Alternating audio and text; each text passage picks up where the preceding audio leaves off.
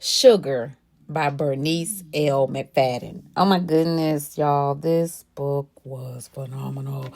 And then there's a part two. One of my best friends told me about this one, and I had to go back and find part two because it was good.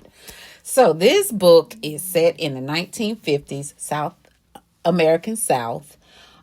Sugar follows the unlikely friendship between a beautiful young prostitute that has newly arrived in Bigelow, I want to say Arkansas, and Pearl, a God-fearing woman who is still grieving the brutal murder of her daughter, Jude.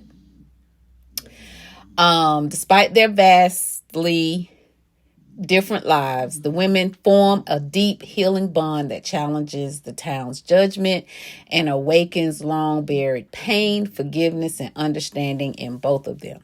All right, so let me set the scene. So Jude was out in this flower field waiting on this little boy they were just gonna be kissing. I want to say she was 10.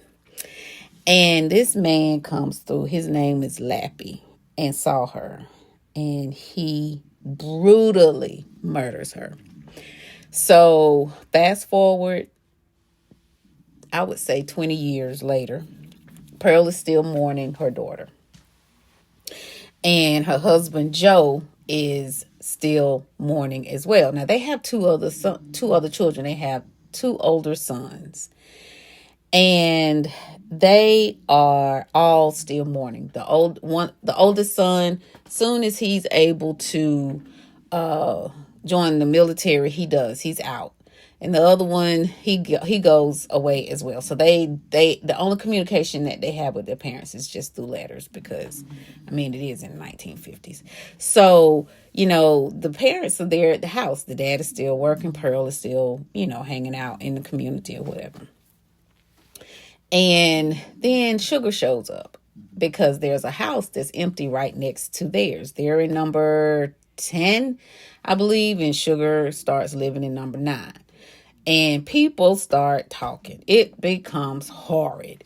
And, I understand that you may not necessarily want to stay next to someone who has that's a prostitute, but there's still people, and a lot of times I feel there are reasons that women end in this situation.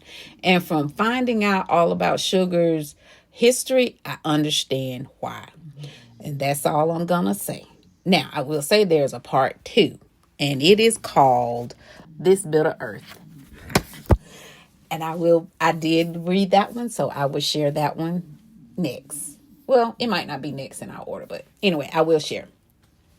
So here's my review. I rated it 5 out of 5 stars for its lyrical prose, emotional depth, and unforgettable characters.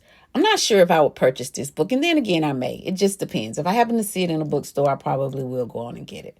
McFadden weaves the story that's at once raw and redemptive, grappling with trauma, religion, healing, and the quiet power of connection.